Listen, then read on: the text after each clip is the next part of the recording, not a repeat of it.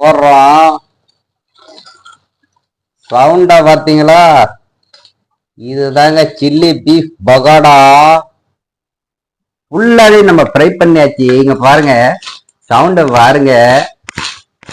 மொறு மொறு மொறு மொறு மொறு மொறுன்னு இருக்குதுங்க.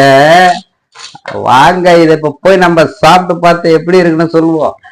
ஹாய் ஃப்ரெண்ட்ஸ், இன்னைக்கு நம்ம சுவையான சில்லி பீஃப் பகோடா செய்ய போறோம். ஃபர்ஸ்ட் பாருங்க, 1 கிலோ பீஃப் எடுத்து நல்லா அழகா வாஷ் பண்ணி கட் பண்ணி எடுத்து வச்சிருக்கேன். அதுக்கு தேவையான பொருளை பார்த்தீங்கன்னா பாருங்க, 2 டீஸ்பூன் மிளகாத்தூள் வச்சிருக்கேன், 1.5 டீஸ்பூன் மிளகுத்தூள் வச்சிருக்கேன், கொஞ்சமா சால்ட் வச்சிருக்கேன், சிக்கன் மசாலா இருக்கு, ஒரு அரை எலுமிச்சம்பழம் இருக்கு, கொஞ்சமா மஞ்சத்தூள் இருக்கு, ஒரு 50 கிராம் இஞ்சி பூண்டு பேஸ்ட் இருக்கு, அது போக 50 கிராம் அரிசி மாவு இருக்கு, அது போக மெயினான மசாலா மணக்காடு 65 மசாலா. வாங்க இப்ப நம்ம இதை மிக்ஸ் பண்ணிக்குவோம். முதல்ல ஒரு பாத்திரத்தை இதுல வச்சுக்குவோம். முதல்ல இதுல இஞ்சி பூண்டு பேஸ்ட் போட்டுக்குவோம். அப்புறமா இந்த மசாலா எல்லாத்தையும் ஒன்னா போட்டுக்கலாம். அரிசி மாவு 50 கிராம் இருக்கு, இதையும் இதுல சேர்த்துக்கலாம். அதுக்கப்புறம் இந்த மணக்காடு 65 மசாலா, இது 50 கிராம் அப்படியே இதுல போட்டுக்கலாம். இந்த அரை எலுமிச்சம்பழம் எடுத்து இதுல புழிஞ்சு விட்டுக்கலாம். இப்ப எல்லா மசாலாவும் இதுல சேர்த்து போட்டாச்சு. இப்ப இது நல்லா ஒரு மிக்ஸ் பண்ணிக்கலாம், மசாலா எல்லாம் ஒன்னா சேர்ற மாதிரி. அதனால கொஞ்சம் காஞ்ச மாதிரி இருக்குது. இதுல லைட்டா கொஞ்சம் தண்ணியை போட்டுக்கலாம், நிறைய போடக்கூடாது. அப்புறம் நம்ம கை வச்ச பீஃப்லயும் தண்ணி இருக்கும். அரிசி மாவு நம்ம ஏன் போடுறோம்னா நல்லா முறுமுறுன்னு வரும், அதனாலதான் அரிசி மாவு போடுறோம். இந்த மாதிரி மசாலா ரெடி பண்ணியாச்சு. 1 கிலோ பீஃபுக்கு பாருங்க இவ்வளவுதான் மசாலா. இப்ப நம்ம இங்க கை வச்சு இருக்கிற பீஃபை இதுல சேர்த்துக்கலாம்.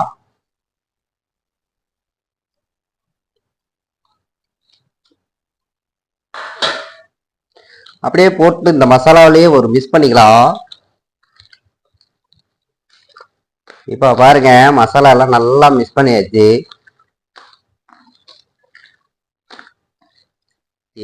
கடைசியில இதுல கருவேப்பிலையே கொஞ்சம் போட்டுக்கலாம். இதுலயே போட்டு நல்லா மிக்ஸ் பண்ணிக்கலாம்.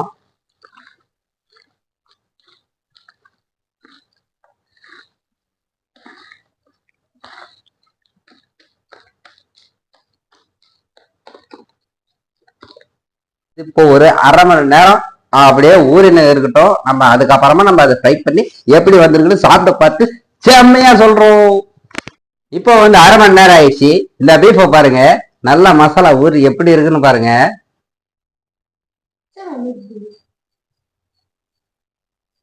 இப்போ வந்து அடுப்பு பத்த வச்சாச்சு.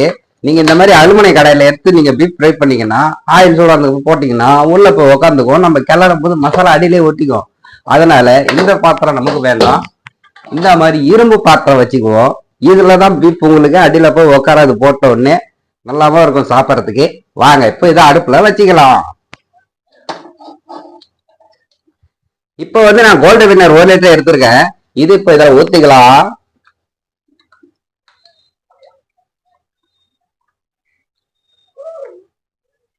இப்ப வந்து பாருங்க, எண்ணெய் சூடாயிடுச்சு. ஆனா எண்ணெய் ரொம்ப சூடாக கூடாது. ரொம்ப சூடாயிடுச்சுனாக்கா மேலெல்லாம் கருத்து போயிடும், உள்ள கறி வேவாது.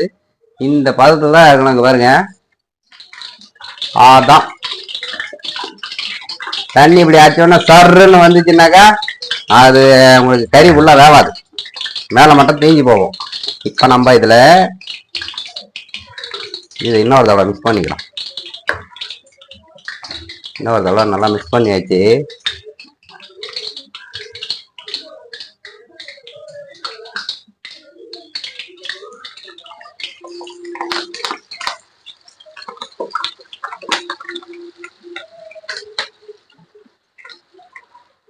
இது போடும்போது கை ரொம்ப மேல வச்சுன்னு போடக்கூடாது. மேல வச்சுன்னு போட்டா உங்க மேல எண்ணெய் அடிக்கும். எண்ணெய் கிட்ட எடுத்துன்னு போய் போடணும், ஆனா ரொம்ப கிட்ட எடுத்துன்னு போய் போடக்கூடாது. பார்த்து பொறுமையா ஒண்ணு ஒண்ணா இப்படி போட்டுங்க. ஆனா கொஞ்சம் கொஞ்சமா போடுங்க, நிறைய போட்டுறாதீங்க.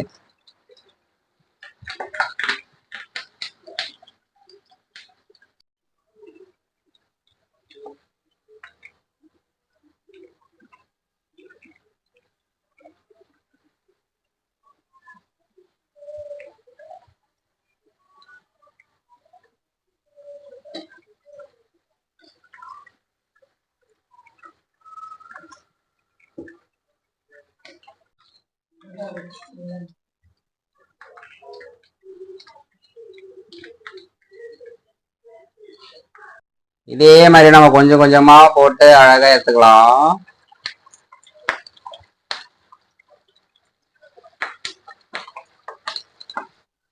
இங்க பாருங்க, போட்டு எடுத்த உடனே இங்க இருந்து ஆட்டையை போட்டுன்னு போறாங்க என் பீப்பு.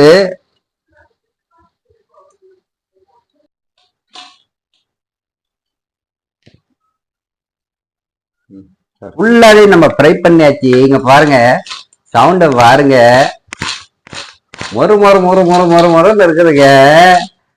வாங்க இதை இப்ப போய் நம்ம சாப்பிட்டு பார்த்து எப்படி இருக்குன்னு சொல்லுவோம். கிச்சனுக்குள்ள பீஃப் வெந்துச்சோ இல்லையோ, வேறு வழியில நாங்க வெந்துட்டோம். வாங்க போலாம்.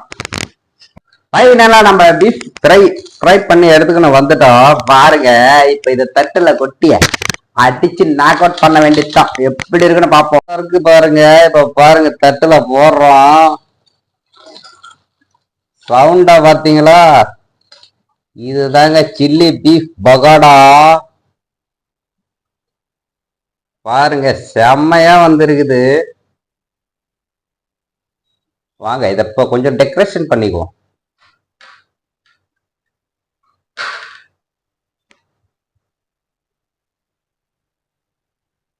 இப்ப எப்படி இருக்குன்னு டேஸ்ட் பண்ணுவோம். கொஞ்சமா, அதிகமா விடக்கூடாது. ஆஹா, ஆ